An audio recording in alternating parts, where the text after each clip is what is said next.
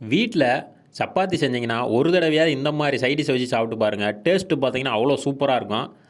செட்டிநாடு ஸ்டைலில் ஒரு சோயா சுக்கா தான் பண்ணியிருக்கோம். அதுவும் லைட்டாக கிரேவி மாதிரி இருக்கும். அவ்வளோதான். சோயா பார்த்தீங்கன்னா நம்ம சின்ன சைஸ் தான் எடுத்துருக்கோம்.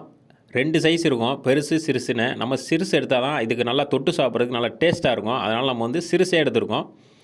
சுடுதண்ணியில் போட்டு நல்லா ஒரு அரை மணி நேரத்துக்கு ஊற வச்சிடலாம். சுக்கா பண்ணாலே அதுக்கு மசாலாவை அரைச்சி சேர்க்கும் போது தான் அதோட டேஸ்ட்டே சூப்பராக இருக்கும். அதுக்கு ஃபஸ்ட்டு பார்த்தீங்கன்னா நம்ம ஒரு 2 ஸ்பூன் மல்லி, 1 ஸ்பூன் சீரகம், 1 ஸ்பூன் மிளகு, 1 ஸ்பூன் சோம்பு, அப்படியே கொஞ்சமாக காரத்துக்கு பார்த்தீங்கன்னா ஒரு 4 வத்தல் சேர்க்குறோம். காரம் நம்மளுக்கு அதிகமாக வேணும்னு நினச்சா நம்ம அதிகமாக கூட சேர்த்துக்கலாம். ஒரு 6லேருந்து ஒரு 7 முந்திரி சேர்க்குறோம். சேர்த்துட்டு லைட்டாக கலர் மாறி வரும். அந்த டயத்தில் நம்ம கசகசா வச்சுருக்கோம், அதையும் சேர்க்கணும். கசகசாவை வந்து நம்ம சேர்க்கும் போது அது நல்லா பார்த்திங்கன்னா ஃப்ளேவரை எடுத்து கொடுக்கும். அதுக்கு தான் இப்போ ஒரு ஸ்பூன் நிறையா கசகசா சேர்த்துட்டு அப்படியே இன்னும் ஒரு 10 செகண்ட் நல்லா அப்படியே வறுத்தரலாம். அவ்வளோதான், சூப்பராக நம்மளுக்கு ரெடி ஆயிடுச்சு.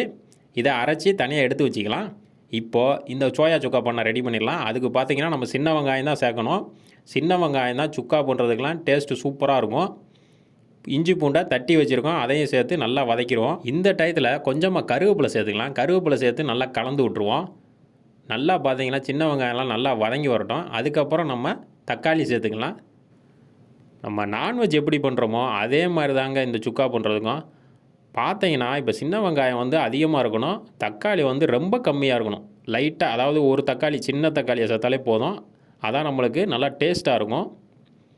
இப்போ தக்காளியெல்லாம் நல்லா மசிஞ்சு வந்தோடனே நம்ம சோயாவை எடுத்து சேர்த்துக்கலாம். சேர்த்துட்டு நல்லா கலந்து விட்ருவோம். இந்த சைடிஷ் செய்கிறது பார்த்திங்கன்னா ரொம்ப ஈஸிங்க. ஈஸியாக பண்ணிடலாம், நல்லா டேஸ்ட்டாக இருக்கும். அதுவும் பார்த்திங்கன்னா வச்சு சாப்பிட்றதுக்கு அவ்வளோ சூப்பராக இருக்கும். இப்போது நம்ம அரைச்ச மசாலாவை சேர்த்துடலாம். நல்லா கலந்து விட்ருவோம். இப்போ பார்த்திங்கன்னா இதுக்கு மஞ்சள் பொடி கொஞ்சமாக சேர்த்துக்கலாம். இன்னும் நம்மளுக்கு காரசாரமாக வேணும்னு நினைக்கிறவங்க மிளகாய் பொடி கூட சேர்த்துக்கலாம். சேர்த்துட்டு நல்லா காரசாரமாக வச்சு சாப்பிட்டா கூட இது டேஸ்ட்டு சூப்பராக இருக்கும். இப்போ நல்லா கலந்து விட்டாச்சு. ஒரு தட்டு போட்டு மூடி ஒரு 10 நிமிஷத்துக்கு சிம்லேயே வச்சு அப்படியே விட்டுருவோம். அதுக்கப்புறம் திறந்து பார்க்கலாம். ஒரு 10 நிமிஷம் கழித்து நம்ம திறந்து பார்க்குறோம். பார்த்தீங்கனாலே தெரியும், சூப்பராக ரெடி ஆயிடுச்சு. நல்லா சுக்கா போல் இருக்குது பாருங்கள். நல்லா காரசாரமாக இருக்குங்க. சப்பாத்திக்கு ஒரு சப்பாத்தி சாப்பிட்ற இடத்துல ஒரு 2 சப்பாத்தி நல்லா வச்சு சாப்பிட்லாம். அந்தளவுக்கு டேஸ்ட்டு பார்த்திங்கன்னா அவ்வளோ சூப்பராக இருக்கும். இந்த மாதிரி ஈஸியான ரெசிபிலாம் வேணால் நம்ம சேனலை சப்ஸ்கிரைப் பண்ணி வச்சுக்கோங்க. லைக் பட்டனை தட்டி விடுங்க.